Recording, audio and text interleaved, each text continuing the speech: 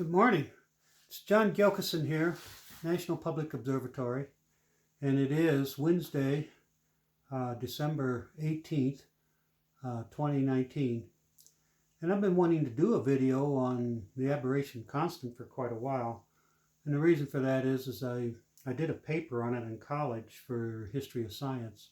And I got to look at the original documents that Bradley wrote on it for the Royal Astronomical Society way back in the early 1700s. At least they were copies of it. And so this kind of hooked me on it. And from what I know about it, it's something an amateur astronomer could actually demonstrate. And so for decades, I've been wanting to set up a demonstration of it. And so, but I figured out a way to show it graphically, how the aberration constant appears when you're standing on the Earth and why it appears the way it does. And so I wanted to share that with you. And so I've set this up on a whiteboard here. Now what happened was Bradley was looking for parallax. And that, as I pointed out here, is a 180-degree effect. Let's see if I have it on here someplace. Right way over here in this corner here, it says parallax. And so when you're on the opposite sides of the Earth's orbit, the sun would be in the middle here. And you got a foreground star and some background stars. When you're on this side, the star will appear against the background of the stars over here. When you get on this side of the Earth's orbit, it will appear over here. So it's a 180-degree effect. And so Bradley set up a long focal length telescope. It was like about a 4-inch is all it was. But it was so long he had to get in the basement, and the telescope ran up through the roof of the house he was in. And he had to have a little lid that he could open up and expose the telescope front lens to the night sky or daytime sky, as the case may be. So he started observing Alpha Draconis. And what he figured was that Alpha Draconis was near the North Ecliptic Pole. It's he started observing it late in the fall, I think, of 1727. And he was, I'm not sure of these exact dates now. Don't have them in front of me. But he did pick up motion. First he didn't pick up any, and then it started moving, and it went north and south in declination. Now he didn't have fine enough clocks at that time in order to track any right ascension movement, but he could pick up declination, which is apparent physical motion to the observer without good clocks. And so here we are, and so here's the Earth moving around the sun, and we're looking down from the northern hemisphere, and so it's going counterclockwise around the sun. And this Earth has a motion around the sun of approximately 65,000 miles an hour or something like that. I don't have the exact figure with me. It's not relevant, but it turns out that that's 1/10,000th the speed of light. And they didn't even know the speed of light exactly then either. So, but it's significant. And so anyway, he started seeing a motion north, south, and then north. And so this little symbol here represents your telescopes. And this is the axis of the Earth. And this is summer, and there's Alpha Draconis up there. And so the Earth is moving this way. And then in the fall, the Earth is moving at a 90-degree component this way from what it was moving relative to this frame of reference of Alpha Draconis. And then over here in the winter, it's moving exactly 180 degrees the opposite direction. So this is what he was seeing. He was seeing what we call the Aberration of Starlight. And he was puzzled over it for quite a while, a year or so, because it was a 90-degree effect, and And as I pointed out here, parallax is a 180-degree effect. And so he couldn't figure out what it was. And the story goes as he was on a boat with a little flag on the masthead, and every time the boat would turn, the flag would turn too. And so he asked the boatman about it, and he said, sure. And they said, yeah, it's turning relative to the wind. It just stays with whatever way the wind is going. And so, and then it dawned on him what it was. He thought of, instead of the wind, he thought of starlight. And that's what I pointed out here, right here, these little dots of starlight pointed. And this is Alpha Draconis, and there's your telescope pointed nearly straight up at it. And so he had to tilt the telescope one way or another in order to get the star to center itself on the crosshairs. And he measured 20 seconds, 20.5 seconds of arc over the course of a whole year, shifting from north to south and back. Now that may seem like a small effect, but it's really not. The planet Jupiter in our sky runs from 30 seconds of arc up to 50 seconds of arc in apparent size in our skies. So if you've ever observed the planet Jupiter, this is a significant effect.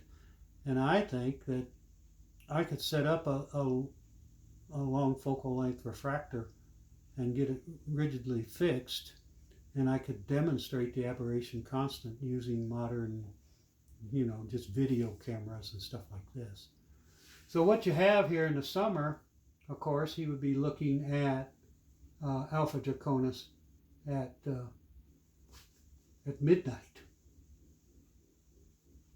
And because of the orbit of the Earth, by the time you get to fall, this would be happening at that's 6 a.m. I believe. No, p.m. That's 6 p.m. Okay. So you'd be observing it partially in daylight, but it's a fairly bright star, and if you've got a fixed long focal length telescope like that, and you're in a dark basement observing, you're going to see it, unless there's clouds or something. And then by the time we get to the winter sky, he was observing at noon. And then when we roll around to the spring, it was 6 a.m. in the morning.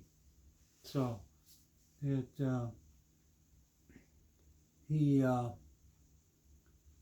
then by the time you get back to the summer, it returns to its original position. So I think this would be a fascinating demonstration to set up for astronomy. I don't think, as far as I know, it's not been done for just educational purposes. Obviously, the professionals take this into account when they do parallax work and all this. Now, parallax is sub 1 second of arc, so it's 30 times smaller effect.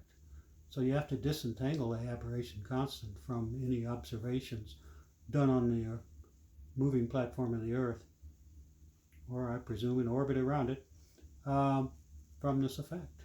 So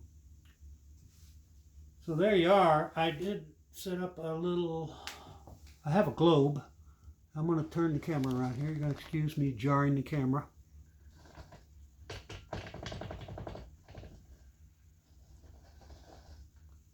See if we can get our...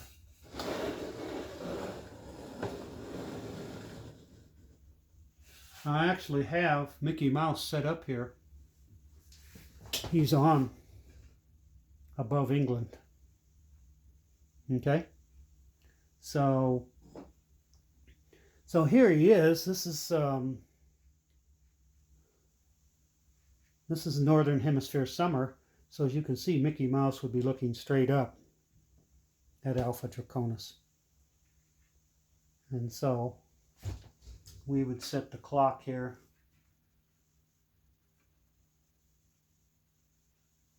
at midnight.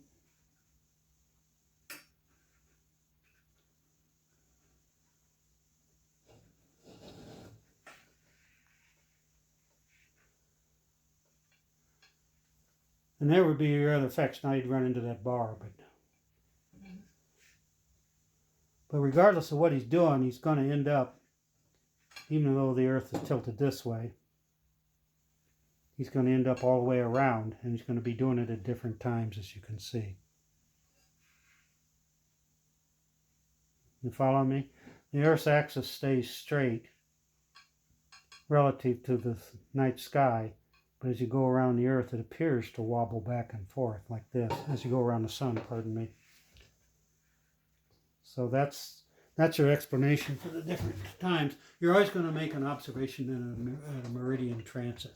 That's my point here. So you can see Alpha Draconis gets the mouse pretty near straight up and down relative to Alpha Draconis. And so anyway, I think this would be a really fun experiment to do, a demonstration, and it would take at least a year to do it, to give it the justice. So you'd have to tie up a large refractor and build structures for it and everything else. That's the reason I haven't done it. It's quite an undertaking to do it, actually. I'm not a rich amateur like Bradley was at that time.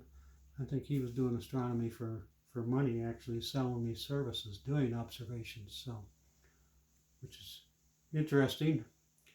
That's not done nowadays, at least that way. So there you have it, the aberration constant. It's 20.5 seconds of arc. It's 1/10,000th the speed of light. That translates into one of the first ideas we had for the speed of light, which was a separate confirmation of what Romer did in 1680.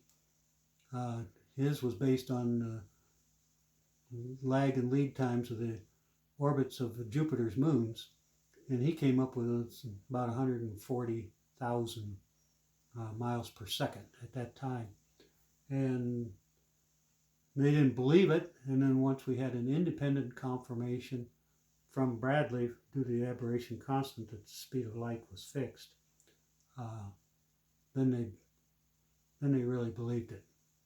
So also it's an independent confirmation of the motion of the Earth around the sun.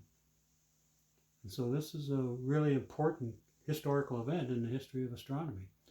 And I find it fascinating because of its simplicity.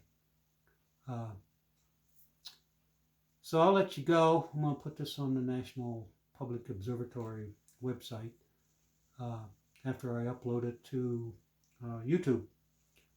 So take care, everybody. Happy orbits, and we'll see you around the other side of the sun. Bye-bye.